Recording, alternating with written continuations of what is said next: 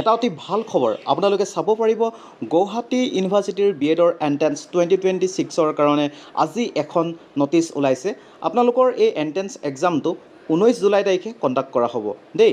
আৰু ইয়াৰ কাৰণে আপোনালোকে ফৰ্ম ফিল আপ কৰিব পাৰিব জুনৰ 12 তাৰিখৰ পৰা। গতিকে আৰু বেছি দিন নাই, অতি কম সময়ৰ ভিতৰতে আপোনালোকে ইয়াৰ কাৰণে ফৰ্ম ফিল আপ কৰিব পাৰিব। গতিকে জুনৰ 12 তাৰিখৰ পৰা জুনৰ 22 তাৰিখৰ ভিতৰত আপোনালোকে এই ফৰ্মখন ফিল আপ কৰিব পাৰিব। আৰু এই গুৱাহাটী ইউনিভাৰ্চিটি বিএডৰ এণ্ট্ৰেন্সৰ ওপৰত ডিটেইলছত যোৱাকালি মই এটা ভিডিঅ' দিছিলোঁ।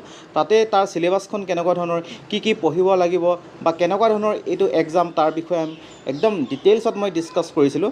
গতিকে আপুনি যদি তাৰ বিষয়ে চাব বিচাৰে তেতিয়াহ'লে যোৱাকালি মই দিয়া যিটো ভিডিঅ' সেইটো আপুনি চাব পাৰিব। মই কমেণ্ট ছেকশ্যনত তাৰ অৱশ্যে লিংকটো দি দিম, ঠিক আছে।